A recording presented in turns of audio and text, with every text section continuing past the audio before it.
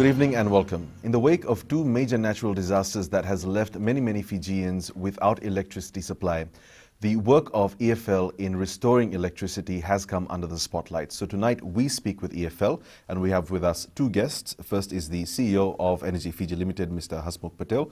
Good evening, sir. Thank you for joining us. Good evening.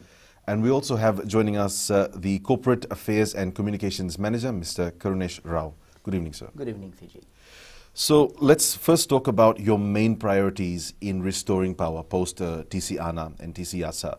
We know that a lot of the work was completed after TC Yasa, right before Ana hit. So at the moment, where does the highest priority lie for EFL in restoring power? Well, as far as restoration of power is concerned, after a natural disaster like a cyclone, so we have a clear-cut methodology of how to approach the restoration work. We have actually disseminated this information over and over again, but for the benefit of all our customers and the public at large, let us briefly explain. During a cyclone, what happens is areas will start experiencing outages. That is because the power lines that actually transports the electricity from the source of power, which is the power station. So the power actually is generated at the power station. Then it travels along the power lines to the homes of our customers. So if something starts happening to all those power lines, they're getting damaged, they're falling and all that, then obviously power supply will go off in those particular areas. So during the heat of the cyclone, many areas will experience this. As lines break, equipment gets damaged, power supply will be lost. There may be some areas where power supply remains intact. It depends on the route of the cyclone and things like that. But once the cyclone has gone past, then basically we have a very clear picture of which areas have been affected and which areas have not been affected. There are also situations whereby the entire power system is affected. That means once the cyclone has passed by, the entire system is down. Now, in the event when the entire system is down, then obviously we have to inspect every bit of power line to make sure, because the whole system is down, which means if you have, say, 10,000 kilometers of power network, we have to inspect that, every bit of power line. And also, it's very important that not only the EFL power lines, but the way a customer is connected through what we call the black consumer mains, which connects the house to the power pole. We call it the black wire normally. That is the property of the customer. So that may also be damaged during a cyclone. So not only do we inspect all our power lines, but we also inspect the black wire which connects your home to our power lines. Because in the event that it is damaged and it's still dangling out there, and if the power is still on, obviously a life could be lost. So basically, this is what we have, two situations. Power totally gone everywhere, or we have parts are still on, and there are parts which have gone off. Obviously, if you ask me which one do you prefer, I prefer the second one where at least some areas have power. That makes our exercise, perhaps I won't say easier, but could be less complicated because we feel satisfied that some areas still have power supply.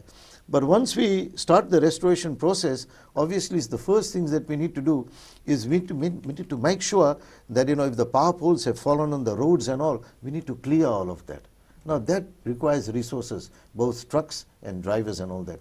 And when we do that, because we like to clear the roads so that traffic and pedestrians are not affected in any way. Someone may be rushing to the hospital, someone may be rushing somewhere, and you don't want our power poles to become an obstacle and they cannot travel. So we try and clear the roads as quickly as possible.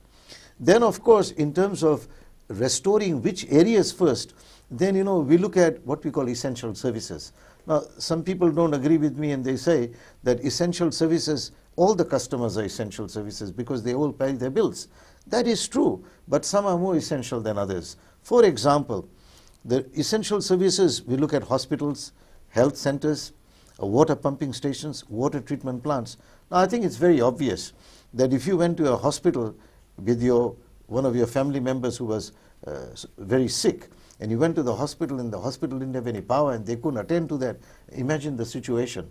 So for the benefit of the public and all the Fijians, we make sure that the essential services are restored first, so that should anyone need the services of a medical health center or a hospital, and water, you could do without electricity for a few days, but you cannot do without water. It's very important for consumption and cooking. So one of those examples that you mentioned of the hospital, there was a case in Savu that's still being investigated, and we're seeing that there was a person that lost their life because of lack of electricity, lack of equipment that was powered by electricity.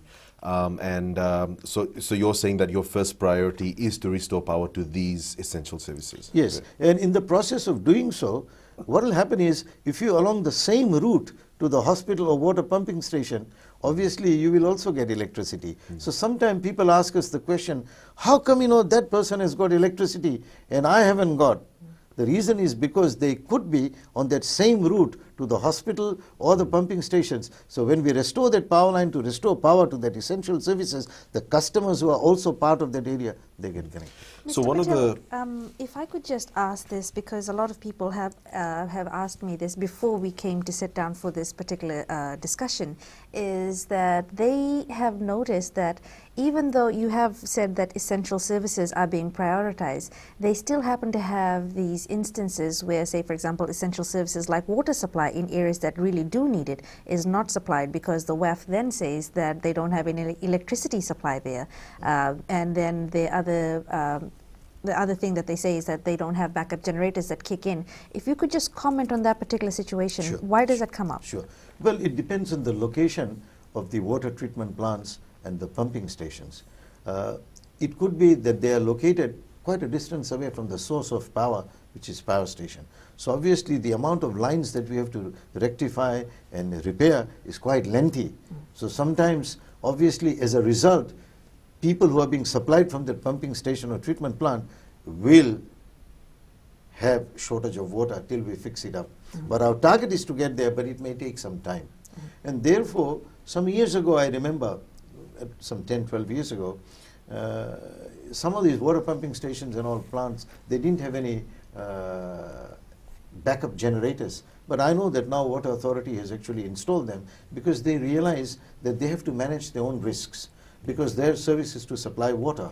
So obviously if they're dependent on electricity, but if electricity goes off, which is outside our control due to a natural disaster, then they have the backup generators that can kick in, so that the water supply can continue. So we'd like to delve much deeper into the power restoration process. When we come back, we'd like to first talk about the organizational structure of EFL, because we've seen that a lot of people are having misconceptions about the way EFL organizes itself and what it is as an organization. So when we come back from our break, let's discuss that. So stay with us for that.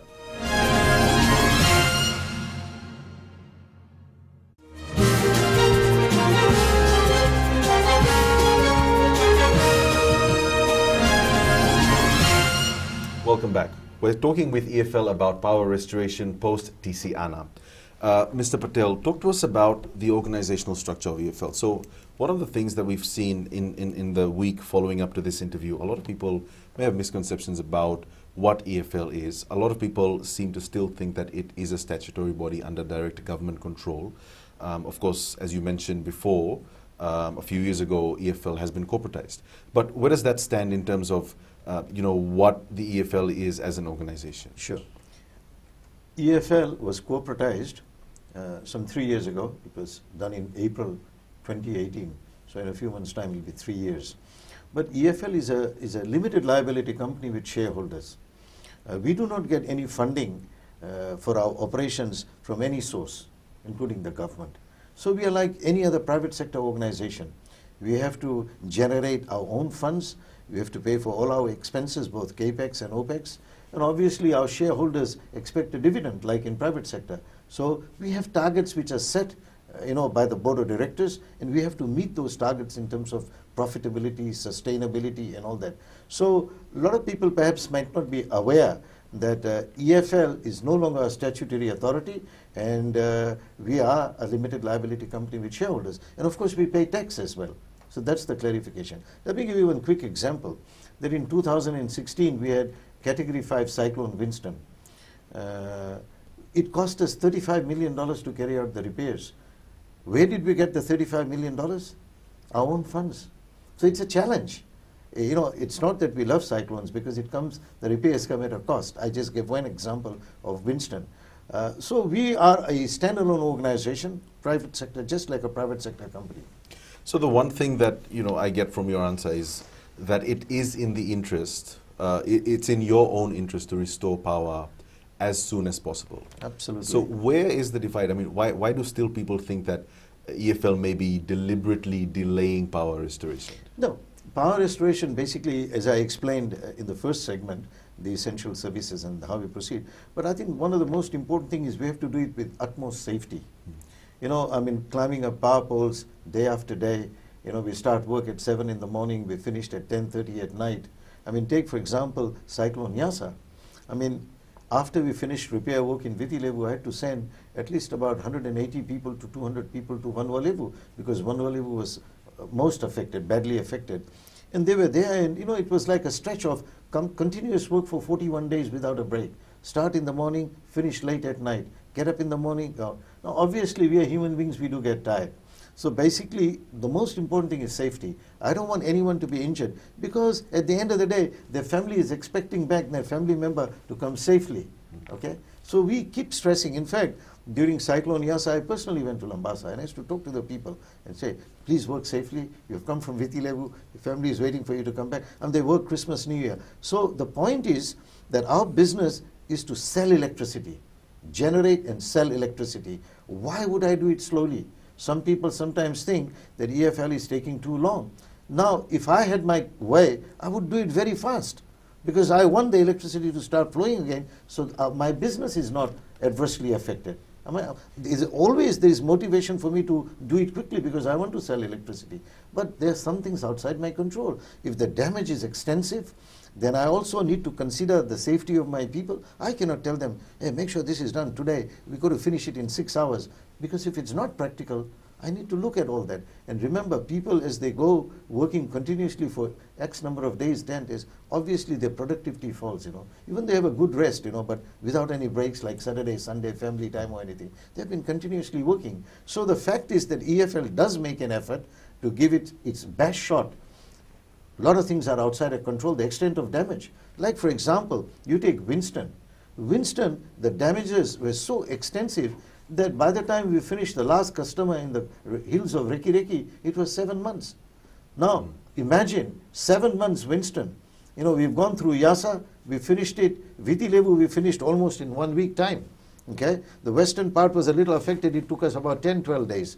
But then Vanua Levu after Yasa, it took us almost 41 days. 41. So you can see, depending on the extensive damages, we have to put in more resources from Viti Levu after finishing to do the work. If we could just quickly go back to a few points that you had mentioned in the first segment, and of course with your comments to the last question, there are concerns by some EFL consumers who are saying that I absolutely must have my electricity supply because it is not a free service, it is a service that I am paying for. Of course, this is in some ways, a little unreasonable because, of course, like you said, it's not something where you just literally flick a switch and electricity supply is given back. But with that sort of mentality that some people are finding it hard to break out of, what are your comments to that? Sure. I think the first comment is throughout the world, you have natural disasters which impact the power system and the power goes off. Two things. Firstly, the customer pays for what he or she uses. Supposing you use so much amount of electricity, that's what you're paying for. So we are not overcharging you. Like, for example, sometimes you can have some service where you pay a monthly consumption. And if 2 days, if that service is not there due to some issue, they don't actually deduct and give you back that 2 days. Okay? But in EFL's case, we have electricity meters. So whatever electricity you use, you get billed. And try and understand, it is not our desire or wish that there is a cyclone or something happens and you are without power. We want to supply you continuously so that our business, we are able to achieve our business targets. The service has to be provided with utmost safety. If so the consumer needs to ensure that when we provide them electricity, it's safe for them to consume it as well. Right, because in the process of restoration, there has been an incident where a contractor has lost his life. well, that is in the case of an EFL staff. But at the same time, it's our responsibility to make sure that when the electricity goes to the consumer, he's able to use it safely as well. There's a bigger risk there. With that in mind, I suppose it would be prudent to point out that the electricity that is being supplied from the power grid to households is not the same. Of course, you have to filter it down so that the electricity that is supplied from the source and what you receive at home is different. I think there may be some confusion as to people who are not aware of the dynamics between direct voltage and, of course, alternating current as well, and how it affects them. No, when a power station actually produces electricity, obviously to reach your home it needs to travel on power lines. And obviously the power lines should be safe. Obviously if it's not safe and it's broken, then the electricity won't reach your place. But even once it gets to your home safely, then obviously the black wire which connects, that needs to be in a safe condition. You know, because if it's not safe or broken or damaged, then electricity won't reach your house, basically switchboard. So a lot of things are involved, but the main thing is we need to repair safely so that no one is injured in the process. Stay with us. We'll continue the discussion after a short break.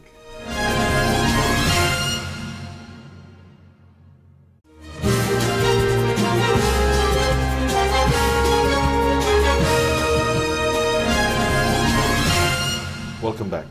Mr. Patel and Mr. Rao, question to either of you. Let's talk about some statistics. You mentioned that after Cyclone Winston, hundreds of millions of repairs and recovery in restoring power. After Cyclone Yasa, now we've got repairs undergoing after TC Ana. Talk to us about how much this is going to cost and how EFL is going to foot the bill. Well, basically like any business, you know, you got to save for the rainy days, the same goes, you know. So obviously these power lines, no one insures them all over the world. And if someone does insure them, then the premium goes out of the window. It's really high. So basically our power lines, overhead power lines, are not insured. If you look at our power stations, our zone substations, our buildings, they are all insured. But power lines, no one wants to touch them. So basically, obviously, then we need to have a self-reserve, basically, because cyclones are a reality in our parts of the world. You know, at least we'll have one or two, you know, that impacts us badly. So we have what we call a reserve. We plan for that. So from the money that we make, we keep a reserve fund that we're likely to get a cyclone and we'll need to spend the money. And as I quoted, Winston cost us $35 million. Now you asked about how much Yasa cost us. In my opinion, Yasa is going to cost us about $5 to $6 million. Of course, after Yasa, all the repairs have been completed and power supply was fully restored in Lambasa, Savu Savu and Driketi and all those areas by the 26th of Jan. Savu Savu was finished well, but the last customers we connected in Driketi was around the 26th of January. And then my team came back. So about 5 million Yasa. Ana at this stage, it's difficult to say, but from the damages that we have surveyed, we have got some idea. I don't think it's going to cost us anything more than what it cost us in Yasa. We probably do it within, say, $5 million. Because another misconception that a lot of people seem to have is this is going to be reflected in, you know, tariff rates that may change 1 or 2 years later. So that's not going to happen. Well, you know, we have what we call a tariff regime that has been agreed between EFL and our regulator, which is FCCC.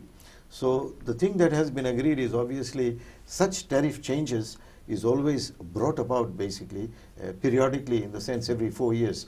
But, you know, there is some arrangement, but we are not religiously pursuing that, you know what I'm saying. So every 4 years, I would say, you review the tariff, which is a fair time, you know. Because a lot of costs go up, you know, and remember all the cyclone costs that we are incurring is also going away, basically, you know.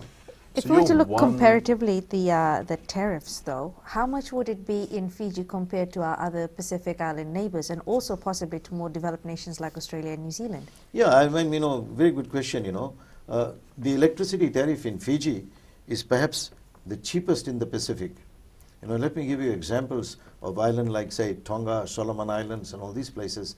Solomon Islands, the tariff is almost $20, $30 Fijian cents, whereas the average tariff in Fiji, the average tariff is 38 cents. Average means, obviously, the domestic is different. You know, domestic is 34, the commercial could be 41, 42. But if you look at the average tariff, is about 38 cents Fijian.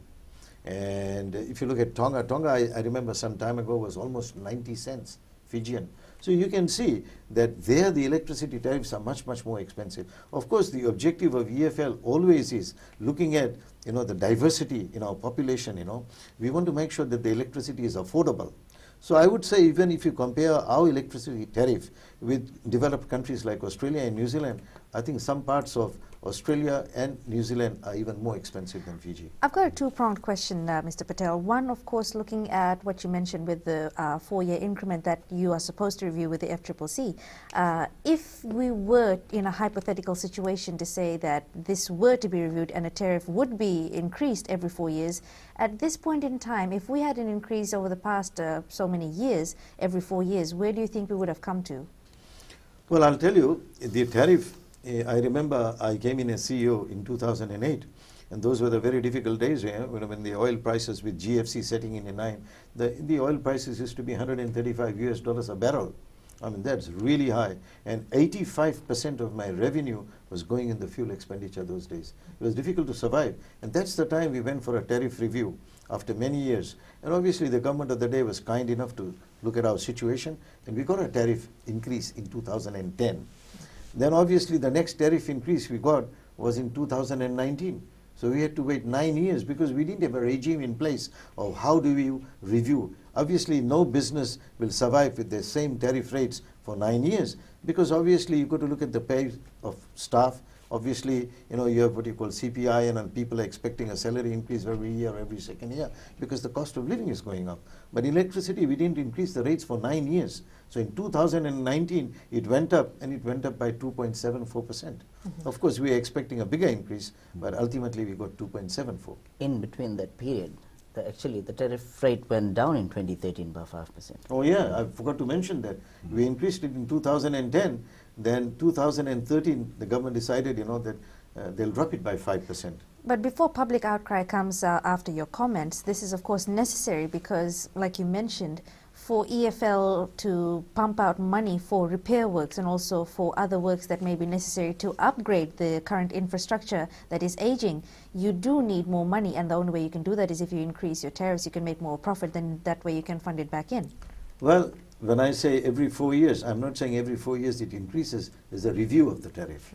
So if there is necessity to increase, obviously the regulator has the responsibility to review it, you know, with a clean mindset, looking at the expenditures of the organization and, you know, how to ensure that electricity is reliably supplied to all our customers. All that is there. And that's the reason we have a regulator.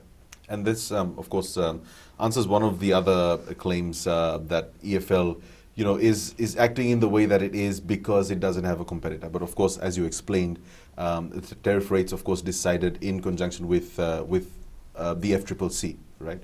So you have, I mean, you are saying that you have tried your utmost best to keep tariff rates competitive, even though, you know, EFL is the only sole electricity supply in Fiji. So that, I mean, I guess that deals with that sort of issue. I just want to clarify one thing. Sometimes people do say that they wish there was another electricity supply in Fiji. Means competition, basically. I agree, competition, you know, produces efficiency and all. But I can tell you that EFL already has 2 competitors. I'll tell you who the competitors are. EFL's electricity portfolio is generated, right, using 2 sources. One is water, which is at our hydro stations, and the second one is our diesel stations where we use diesel. Now, rain is not under my control. It's on the control of the top man. So if I don't get rain, I already have competition. Okay? Same thing with the diesel prices. I don't have any control. So we are running a business where the 2 key drivers of our business basically is totally outside our control. What more competition do you want? We'll carry on the discussion when we come back from a short break. Stay with us.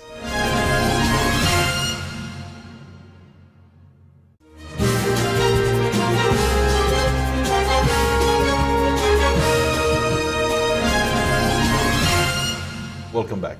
Mr. Patel, you've been at the helm of EFL for a very long time, and as you spoke to the media earlier this week about your experience, you mentioned that you have more than 40 years of experience dealing with cyclones. Talk to us about how you've applied those lessons in restoring power and leading EFL after cyclones. Thank you.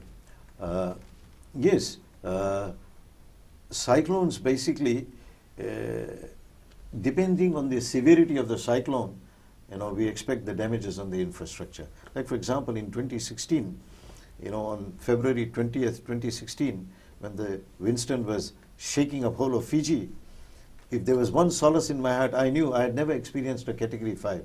I know what a Category 1 does, I know what a Category 2 does, I know what Category 3. In 1985, we had Eric and Nigel, one after the other, right? And it really shattered Viti Levu, especially the northwest Viti Levu. And even those days, it took us almost 6-7 months to repair the lines. And remember, in 1985, I had 1,285 people in the company, right? And we had 3,500 kilometers of power lines. Today, I have 850 people in the company, and I have 10,000 kilometers of power lines. I'm just giving you a parallel. Now, you may say, why did you reduce your staff? So basically, you mean you keep the company sustainable. Obviously, I can't keep passing on the tariff, you know what I'm saying.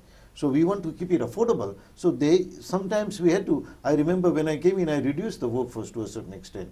And then obviously we came down to about 700. Then I saw that as the network was increasing, obviously we needed more people, especially during cyclones and all. But then we created contractors. It's not possible for me to sustain a large workforce throughout the year just for the cyclones. It's not financially feasible, you know what I'm saying? And economically, it's not intelligent. So what I did was, we created contractors. So today, I'm happy that, we have at least about 15 contractors. Now, these contractors are certified by EFL, they're trained by EFL, and they help us in the restoration work. Also, during the year, they also help us in carrying out rural electrification schemes, which the government funds to connect new customers. So the lessons that I have learned basically is obviously way back, in the 80s when we used to tackle cyclones, obviously safety was there, but OHS was not that tough. With the occupational health and systems that have come about in the last 10 years, we need to comply with all of that. In terms of protective equipment, protective clothing, in terms of safety. For example, I remember in the previous cyclones, even if it was raining heavily, we used to keep working. Because the force was there, we had to restore. But these days, I remember after Cyclone Yasa, I went to Lambasa, and every day, practically, I was there for 2 or 3 days. Every day, around lunchtime, 1 o'clock, it used to rain for 2 hours. Real heavy rain. Obviously, my teams had to come out. I can't afford to have them working in that rain because their safety was paramount to me. So some of the lessons we learned. But the important thing, as I say, 85, we had 3,500 kilometers of power lines. Today, we have more than 10,000. So you can see the work has expanded. And the workforce and contractors, we've got a large amount of work to carry out. And that is the reason, with safety, with extreme safety, and that's the reason it takes some time to carry it out. If you could allow me a little space to just explore this particular idea, Mr. Patel, moving forward, of course, we can expect more cyclones, more natural disasters with the onslaught of climate change, and we, as Fiji being right in the center of it, we feel the brunt of it the most. Moving forward, there are quite a lot of people who especially have voiced their opinions on social media saying that they would like for EFL to have what they call a contingency plan or a backup plan. What are your thoughts on that? Look, our contingency plan is basically we have what we call a disaster recovery plan. Okay? You cannot stop disasters. Disasters are natural. Nature produces them. The top man actually inflicts these disasters. So we don't have a choice when he wants to do that. So basically what we do is we have a plan whereby we know if these disasters come, how do we tackle the disaster? So firstly, the point is that it's not that we can have a perfect system that the power will never go off. Everything in this world deteriorates over time. That's a fact, isn't it? So even the equipment we have in the power lines, whether it's insulators or transformers or whatever it may be there, they deteriorate over time because the conditions of nature change, whether it's heat, it's raining, it's cold. So over a period they deteriorate. And when they deteriorate, obviously you'll have a fault on the power line and the power supply will be gone. So the point I'm trying to make is that yes, you will have cyclones. We will have to tackle all these problems. Some very, very developed countries, what they do is they have redundancies. That means to get power to your house, they'll have 2 routes to go to your house. You understand? So if one route fails, they'll employ the other route to get power to your house. But obviously you can only have redundancies if you spend a lot of money, and that will automatically impact the tariff. You understand? So big countries, developed countries, they're able to do that. But even then, let me give you an example. You take Japan today. Okay? Japan has a lot of redundancies in their system. Okay? So power supply, if it goes out, it can come very back quickly if it's a normal situation. But you know, they had a nuclear power station which went bang. And lots of lives and everything was affected. You understand? So natural disasters, I don't think you can have a perfect backup plan to counteract them. But the backup also comes down to a business. It's about any business having its own business continuity plan, so to say. You know, and I think that's where everyone needs to take their necessary precautions in just being ready to face that day. So another idea that has been touted as something that may be workable, or something that a lot of people seem to be interested in, is underground power lines. So I have two questions in relation to that. Because we know that it is a massive undertaking, it requires a lot of capital investment, and so we just want to know how much capital investment will that take if we wanted to move, you know, Fiji's power grid underground. What are the disadvantages? And if not an underground power line, are there specific targeted infrastructure improvements that we can make so that we can, I guess, lessen the impact of such cyclones? Okay. Very quickly, as I said, we have 10,000 kilometers of overhead power lines. We have around 1,000 kilometers of underground circuits as well.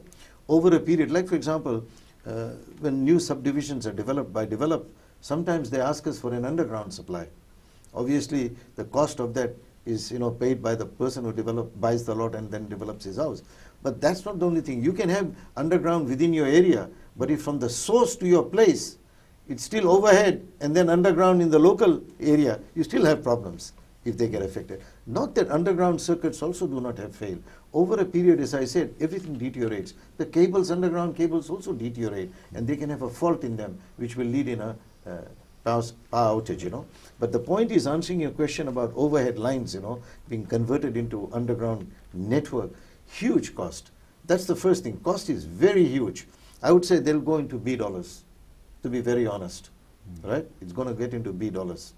Okay. How many B dollars I won't be able to say, because I'll tell you. The second disadvantage is that obviously you can't convert all of them to underground. Because like for example, when we go from here to Wailoa or Monosabu, you'll be climbing up hills, crossing rivers and all that sort of thing. How do you underground all of that? So even if you made a concerted effort that we'll do some parts of it underground, you know what I'm saying? The question is very simple. If EFL decides that, okay, we'll look at certain areas which are practical to be undergrounded, let's do it. Ultimately, you want a return on that investment. You want that money to come back. It's going to impact the tariff. Interesting point. We'll let you finish the second half of that question when we come back from our break. Stay with us.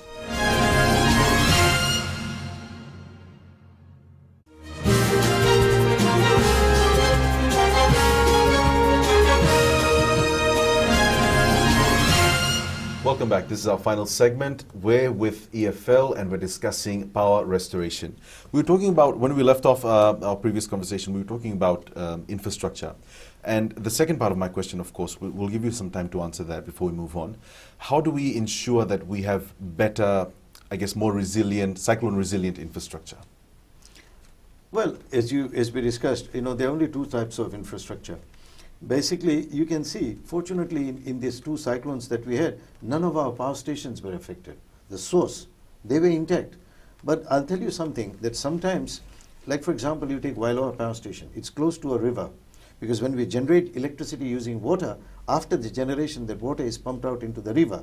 And that's the reason most hydropower plants are constructed next to a river so that you can pump out the water.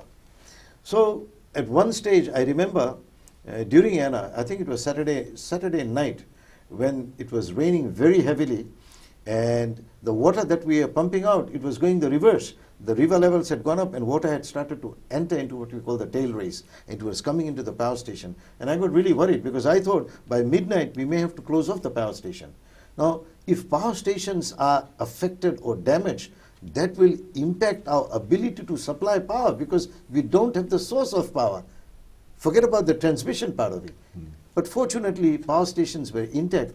It's only the transmission lines that get affected. So I think it's a question of, you know, in my honest opinion, I've done it, you know, and I don't even say, very humbly I say it, I've had experience, I know, overhead lines, this is going to be the result. If you're prepared to underground whatever we can, it's going to come at a cost. If it comes at a cost, then obviously the tariffs will be impacted because we need to recover our costs. Right. That's normal business. Looking at something that I think a lot of people don't normally talk about is the fact that certain areas, especially in the peri-urban and urban areas, we are now seeing a population density just rise and skyrocket now more than ever. Even last year it was more evident that those who had been disadvantaged thanks to COVID-19, they had to relocate to more urban areas so that they could find a source of income and livelihood.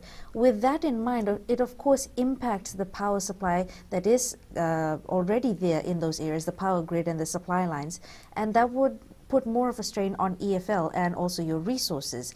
Moving forward, of course, this means that you would have to constantly factor in those sorts of things when making plans for either restoration or for improvement on services that EFL is providing. Yeah, I'm saying any area, if it already has power supply, and because of influx of bigger population in that particular area, due to some reasons, you know, as you outlined, then what happens is we need to carry out what we call reinforcement or upgrading. You know, we have to upgrade the lines, we have to upgrade the transformer, because now it caters for a greater population than what it was initially planned for. So that's, and we spend around $3 million a year doing that. You know, in already reticulated areas where we have to upgrade, we spend about $3 million a year doing that. So let's move on to the infamous presser that has been, you know, all over social media. It's been talked about in the media as well, where in a press conference you mentioned that people that want electricity 2 or 3 hours after a cyclone should, you know, opt to buy a generator. That's an alternative for them. You later on, of course, made another public statement against that media company that released that statement, saying that it was sensationalized. So could you talk to us about why do you think that was sensationalized, and do you think that you were taken out of context? Well, basically, to be honest, I am aggrieved because they have selectively taken out what I had spoken in that interview, right? Totally out of context. And I'll give you a very good example. For example, you take any scripture in the world, there is a statement out there which says, on the front page it says, on one of the pages, you should not go to a place of worship, whether it be a temple or mosque. You should not go to a place of worship. And the next page says, unless you had had a bath. Now if you just look at that in isolation, it's saying you should not go to a place of worship. Is that true? No. Because the second page says, unless you have had a bath. That means when we go to a place of worship, we want to be clean, basically. So all I'm saying is I had given a good interview for the benefit of people in Fiji, all my customers. And during that, because at that time what was happening was basically a lot of people were thinking, and sometimes people are posing these type of questions, why is it taking long? So I asked them, how long do you think it should take? How long should it take? And some people cannot, they feel that it's long. Let me tell you that we have restored power supply after YASA in Viti Levu, especially the Central Division, in 7 days. Okay? And in the Western Division in 10 days. Then all my crew went to Lambasa, and it took about 41 days totally to finish because the damage was the greatest out there. So in this particular case, they took it out of context. And what I was actually trying to say, now, why did they do that? I do not know. You know, they know the reasons better, what was their objective. But I feel very aggrieved because it was misreporting, basically.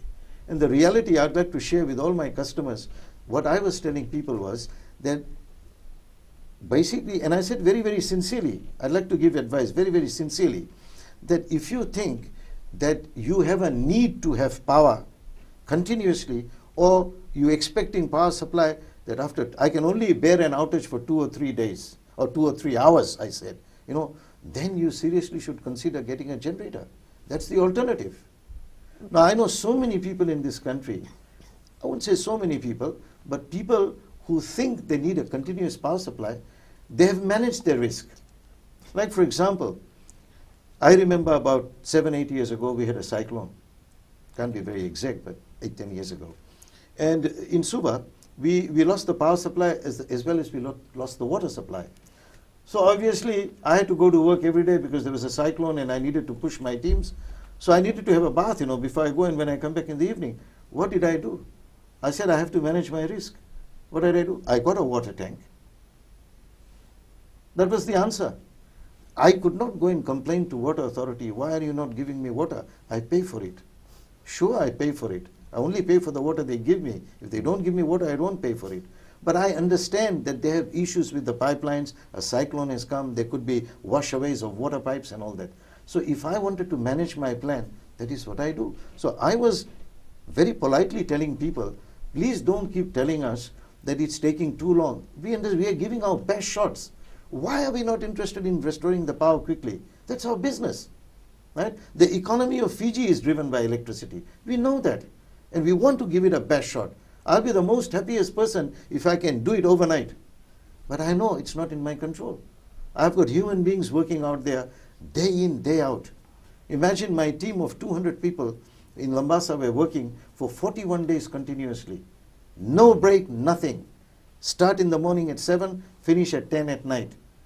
No one can do that for 41 days. They're human beings. They get tired. And when they get tired, that's the reason I go around telling them, please work safely. And I literally tell them, if you feel tired during the day when you're at a power pole, just come down, sit down, rest for half an hour, then go up. But I don't want any incidents or accidents. So the point is that I was giving advice to my customers that should you not able to do without power because of the need of your, whether it's a business or it's a residence or whatever it may be, but you need the power, then the alternative is to get a generator. And people basically started commenting on social media that I'm telling poor people to buy generators as if it's the cost of noodles. No, I wasn't trying to tell them that. I know poor people. In fact, let me stress that after COVID-19 struck last year, EFL, after deciding with the government, we are subsidizing 40,000 electricity customers.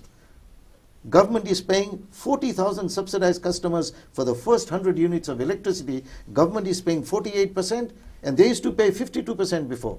Government was always subsidizing. But then we took that 52% on my own. It's cost me in the last 10 months $6 million. We do care for our customers. That's what I'm trying to say. But I was trying to give advice to those people who cannot tolerate lengthy outages. The option is to buy a generator. The decision is yours whether you want to do it. Otherwise, we don't have an option. Nature has struck us badly. It's going to take time to repair, and that's it. But if you're desperate for power, this is the alternative. I wasn't being arrogant. I wasn't being sarcastic. I was giving them plain advice. Well, with that, I think we've come to the end of our show. Mr. Patel, it's been great having you here. A lot of clarifications made, a lot of awareness made to the public, and I hope that the general public was able to benefit from the things that you've said. Mr. Rao, thank you also for joining us this evening. Thank you, and we wish to thank all the EFL customers and all the citizens of Fiji. Thank you very much for your patience while we are restoring power supply. Thank you. And that's all we have for you on the show tonight. Have a good evening. Thank you for joining us.